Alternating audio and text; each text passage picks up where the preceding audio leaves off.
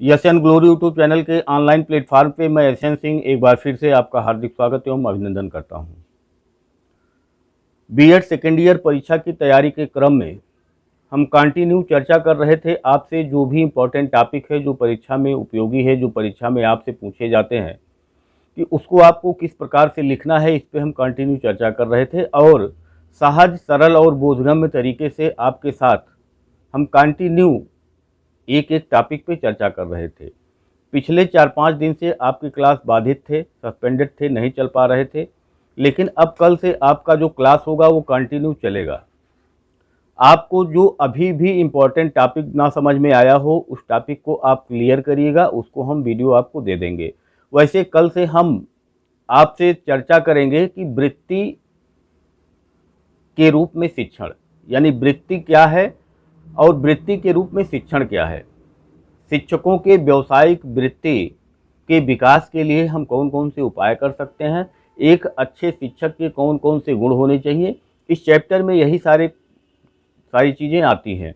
तो एक वृत्ति के रूप में शिक्षण, इसी पे कल से हम चर्चा स्टार्ट कर रहे हैं। उसके बाद जो भी टॉपिक आपको क्लियर नहीं हो रहा है वो आप बताइए, वो टॉपिक हम क्लियर कर दें। वैसे आपको हम बता दें कि ज़्यादा से ज़्यादा जितने भी इम्पोर्टेंट टॉपिक हैं हमने अपने चैनल पे अपलोड कर दिया है। आप यस एंड ग्लोरी और उस टॉपिक का नाम लिख करके अगर खोजेंगे तो आपको हमारे चैनल पे वो वीडियो उपलब्ध मिलेगा आपको। अगर फिर भी कोई भी टॉपिक ऐसा है जो आपको नहीं मिल पा रहा है तो उस टॉपिक का आप नाम लिख करके भेजिएगा, उसको हम आपको समझाने का प्रयास करेंगे, बताने का प्रयास करेंगे। वैसे कल से हम वृत्ति के रूप में शिक्षण, ये नया चैप्टर आपको शुरुआत करेंगे। इससे एक क्वेश्चन आपको मिलता है, जैसे व्यवसाय या वृत्ति है क्या, वृत्ति की विशेषताएं क्या होती हैं, शिक्षण वृत्ति जो है उसकी अवधारणा क्या है, एक अच्छे अध्यापक के गुण कौन कौन से होते हैं और संप्रेषण के जो गुण होते हैं वो आपको हम बता चुके हैं। अध्यापक में किस प्रकार के कौशल होने चाहिए, कौशलतम गुण कौन कौन से उनके अंदर होने चाहिए, इस पे चर्चा हम पहले किए हैं और फिर अगर आपको दिक्कत है तो हम फिर करेंगे। फिर उसके बाद अध्यापक की जो आवश्यक दक्षताएं हैं वो कौन कौन सी होने चाहिए, इस पे।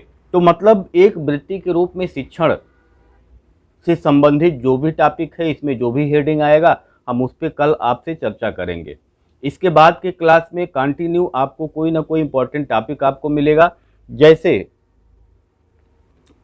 आप मान लीजिए कोई भी टॉपिक है जो आपको ना समझ में आ रहा हो, उस टॉपिक को आप हमारे साथ साझा करिए और उस पर हम आपको वीडियो बनाने का प्रयास करेंगे, वीडियो देने का प्रयास करेंगे। एक बार फिर से हम आपको बता दें कि हमारे चैनल पे लगभग जितने भी इम्पोर्टेंट टॉपिक हैं उससे संबंधित वीडियो अपलोड किया जा चुका है। अगर आपको कोई वीडियो नहीं मिलता है तो आप उस चैनल पे जा करके या आप यूट्यूब पे जा करके यस एंड ग्लोरी उस टॉपिक का नाम लिखिए, आपको वीडियो उपलब्ध हो जाएगा। और नहीं तो आप जाइए, प्लेलिस्ट बना हुआ है BEd first year, BEd second year करके, तो बीएड सेकेंड ईयर के प्लेलिस्ट में आप जाइए, वहाँ पे बहुत सारे वीडियो आपको एक साथ मिल जाएंगे।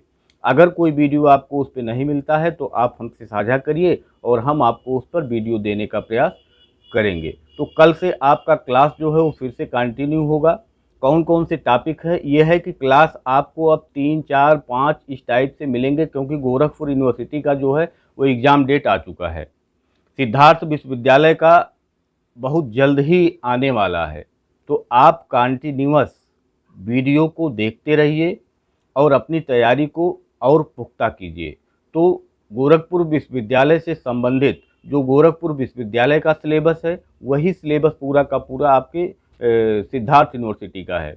तो दोनों का एक साथ हम लेकर के चल रहे हैं। तो गोरखपुर यूनिवर्सिटी में जो भी पहले पेपर में आपको समस्याएं हैं, या आपको शिक्षण विषय जो है उसमें कोई समस्या है, या आपके जो फोर्थ पेपर है पर्यावरण एवं जनसंख्या अध्ययन से संबंधित उसमें कोई समस्या है, इन सबसे संबंधित टॉपिक हमारे चैनल पे पहले से पड़े हुए हैं। उसको आप जा कर के वहाँ सर्च करिए और देखिए।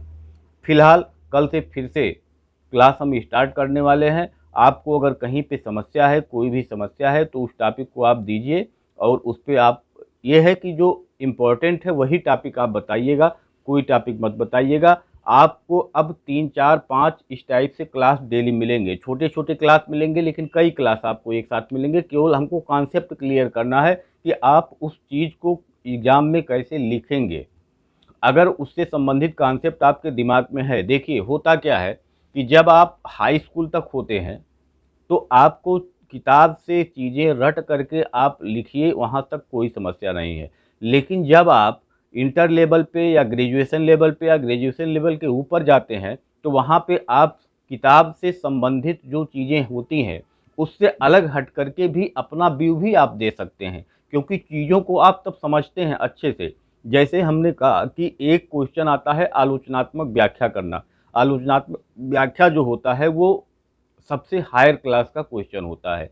आप किसी की आलोचना कब कर सकते हैं, जब उससे संबंधित गुण दोषों को आप पता करिए। अगर किताब में लिखी हुई चीज़ों को देख करके आप उसकी आलोचना करते हैं तो इसका मतलब आप रट रहे हैं। आप उस चीज़ को समझिए।